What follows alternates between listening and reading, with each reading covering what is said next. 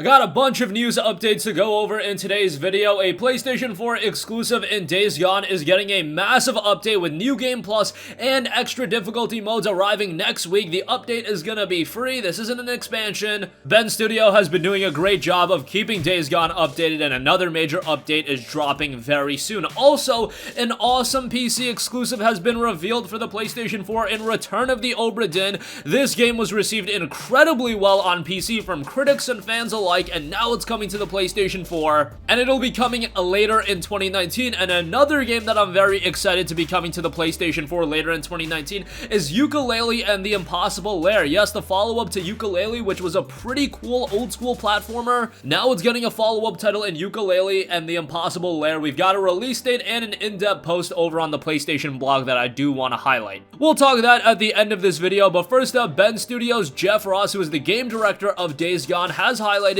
New Game Plus and extra difficulty modes arriving next week in a new update to the PS4 exclusive. The PlayStation blog post over on the EU blog says, quote, "I'm excited to announce that Days Gone will be releasing its New Game Plus mode. This has been the most requested fan feature since we launched back in April, and it will be available on the September 13th through a download update. Players can now re-experience the epic journey through Days Gone, this time with the advantage of previously earned weapons, bike upgrades, Nero boosters, skills, recipes, encampment trusts, and credits, collectibles, and trophy progress unlocked from the beginning. New Game Plus can be started from any save game where the I'm Never Giving Up storyline has been completed. You can play New Game Plus on any difficulty, easy, normal, hard, survival, or try it in one of our two new difficulty modes that'll also be coming in this new update. What are the new difficulty modes? Well, there's Hard 2 and Survival 2, regardless of the previous difficulty mode. These new difficulty modes are not specific to New Game Plus and can be experienced by brand new players as well. Perks from patches earned in challenges continue to carry over to the main game, but now they can be used in New Game Plus and all difficulty modes. So if you haven't started any of the challenge modes yet,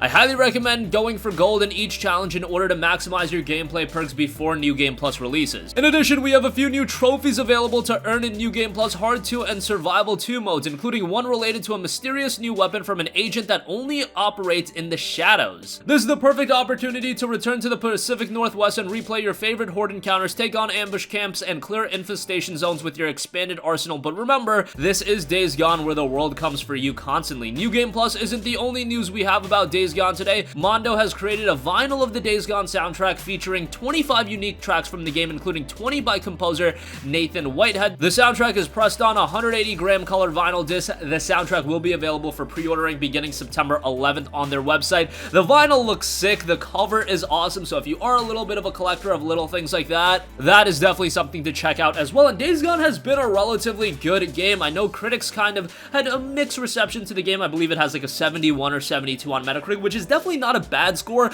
I think we've just been kind of accustomed to seeing games with 85, 90, 95, that games that are in the lower 70s are kind of seen as garbage, but hey, a low 70 is still a very good game, and maybe that just says something about us throwing around ridiculously high game reviews and high scores for every game that comes out, when necessarily not every game deserves an 8.5. An 8.5 suggests an awesome game, and sometimes I don't agree with an 8.5, but we could get into that debate for a very long time. Whatever the case may be, it seemed like the PlayStation 4 consumer base that checked out Days Gone really enjoyed the game. Is it perfect? No. I have been of the notion that Days Gone is one of those games that I think lasted a little bit too long. I think if you did shave off like 5 or 6 hours to the main game story, because the story is rather long, it would have actually turned out to be a better game, but that's a small complaint. I think overall there's a lot more good than bad in Days Gone, and again, Bend Studio has done a great job of keeping the game updated, and when you tackle at it from a Bend Studio point of view, remember that they were primarily working on portable games and lower budget titles for a long time. Yes, they did Uncharted Golden Abyss on the Vita,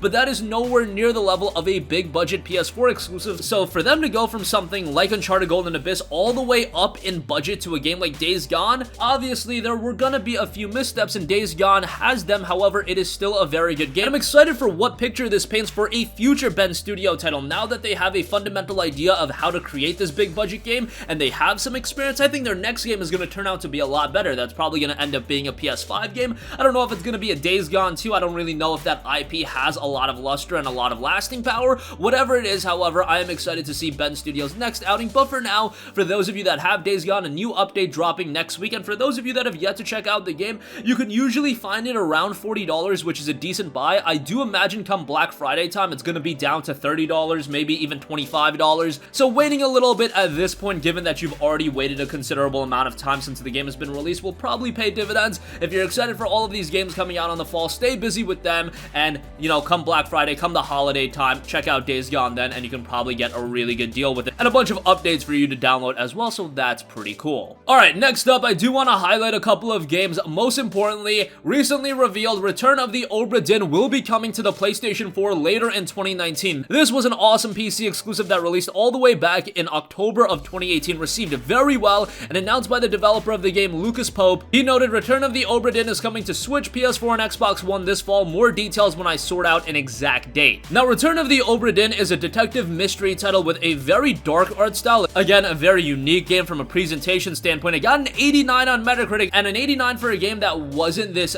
big budget title and this game that was heavily promoted. I always think these games are always fighting an uphill battle in terms of getting good reviews, but Return of the Obra Dinn fared very well, and even better from a Steam review standpoint. Based on 4,876 user reviews, 96% positive, so that is very good. And the game is set in 1802. The merchant ship Obra Dinn set out from London for the Orient with over 200 tons of trade goods. 6 months later, it hadn't met its rendezvous point at the Cape of Good Hope and was declared lost at sea. Early this morning of October 14th, 1807, the Obra Dinn drifted into a port at Falmouth with damaged sails and no visible crew. As insurance investigators for the East India Company's London office dispatch immediately, they try to find means to board the ship and prepare an assessment of damages. Return of the Obra Dinn is a first-person mystery adventure based on exploration and logical deduction. So yes, this is a game that's going to require a little bit of patience. You're going to have to, you know, explore a little bit. You're going to have to be a little bit of a detective, but at the same time, it's not super gameplay heavy. This is a very story-driven title, so bear that in mind when going into playing this game. It was released at $19.99, and I think that's a very good price point for a game at this quality level. I imagine it'll be released